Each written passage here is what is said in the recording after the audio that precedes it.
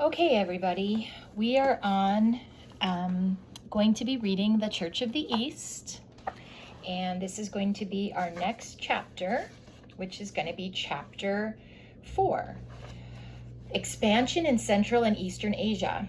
The golden age of Eastern church missions in Central Asia lasted 500 years, from the end of the 4th till about the end of the 9th centuries. In the Mongolian, Chinese, and southern Siberian areas, the period of greatest activity began later and continued well into the 13th century. As John Neal, in his History of the Holy Eastern Church book, wrote, "Eastward from the great school of Edessa, or Urfa, the envoys of Christianity went forth. They pitched their tents in the camps of the wandering Tartar, maybe. The Lama of Tibet trembled at their words. They stood in the rice fields of the Punjab, and they taught fishermen by the Sea of Aral. In India, the Zamorin of Calicut himself respected their spiritual and courted their temporal authority. Those who helped bring the gospel to Asia served as secretaries and physicians to Turks, Mongols, and others, and first invented alphabets for the people to whom they ministered based on Syriac, then taught the people the letters. Apparently, the Pahlavi alphabet, perfected by the Eastern Church scribes, constitutes the basis of the Korean alphabet today.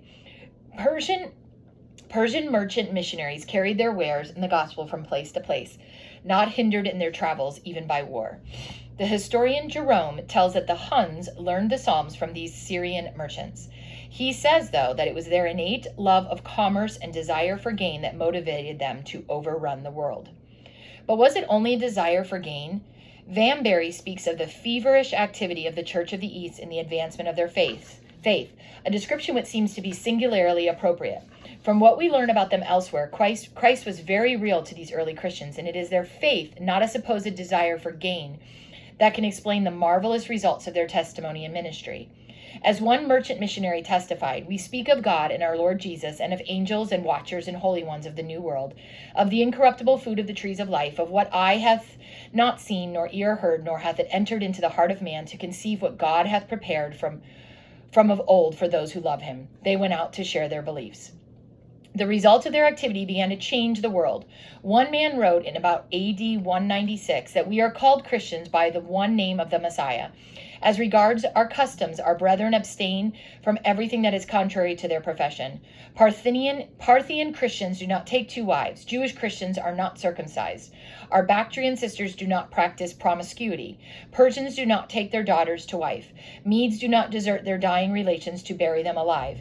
Christians in Edessa, or Urfa, do not kill their wives or sisters who commit fornication, but commit them to the judgment of God. Christians in Hatra do not stone thieves.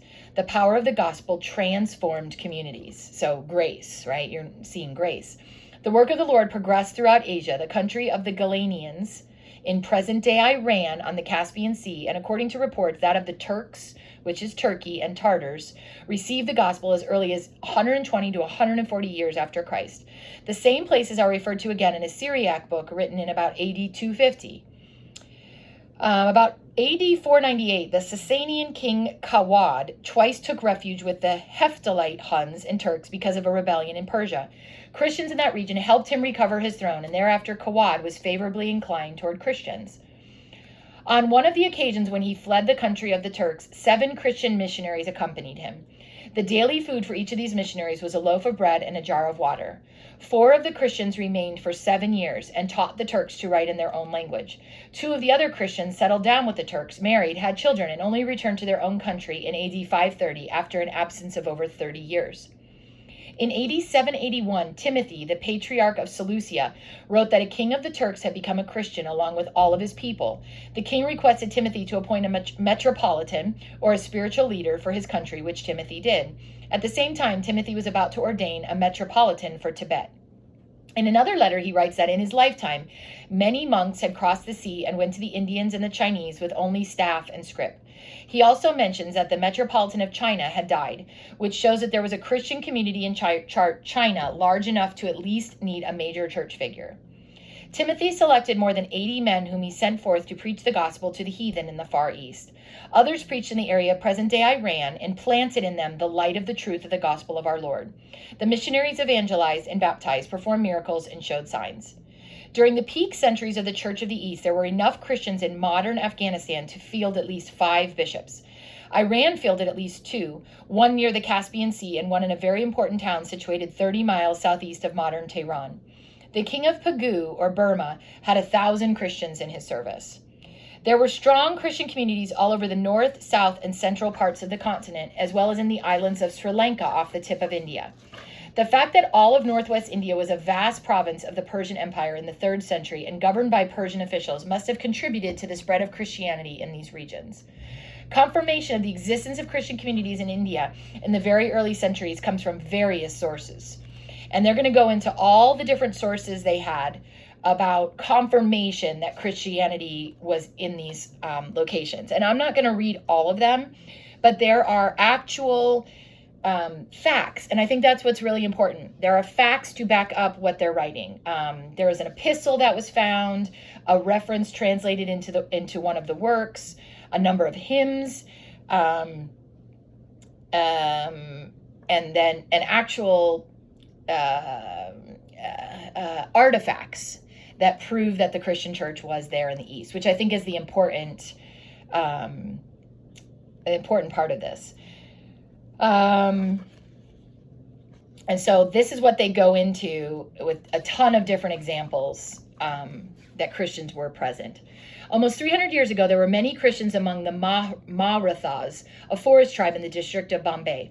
The armies of the Marathas had a numerous and devoted Christian community, which produced many converts and baptisms. In each of their armies, there were many Christian families who would appoint one of themselves to act as catechist. They had a large tent for their religious services, which they decorated on Sundays as a church.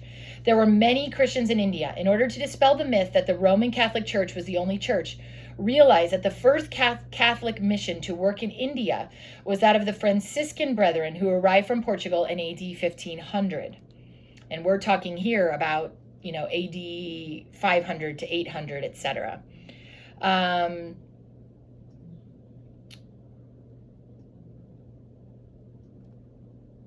So any Roman Catholic preaching in the interior of India did not begin until close to AD 1600, over a millennium after the initial outreach by the Nestorians, or the Protestants.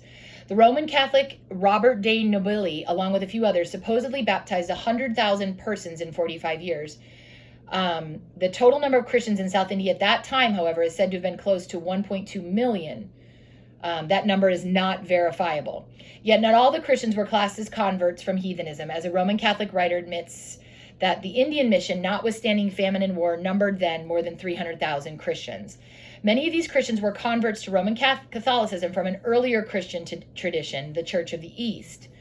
So they're saying that the Catholic Church says that they had a lot of converts in this area, and they did, but a lot of the converts were actually already Christians. They were Protestants that converted to Catholicism.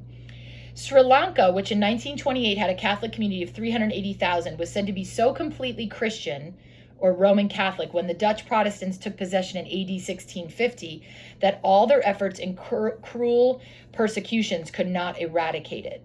The missionary enterprise of the Church of the East did not content itself with having carried the gospel message to India and Central Asia. It reached out then even to Indonesia, islands such as Sumatra and Java, as well as other groups lying between the Indian and Pacific Oceans. The Patriarch of Seleucia sent at least 2 metropolitans to Java, the last in AD 1503. There must have been a numerous and widespread Christian community in the Malayan archipelago prior to the advent of either the Spanish or the Portuguese in the 16th century. Again, the difficulty is greater to find a place where the Eastern Church missionaries did not go than to find a place where they went. So they were everywhere. There were tons of them. And that's the end of chapter 4 from the Church of the East.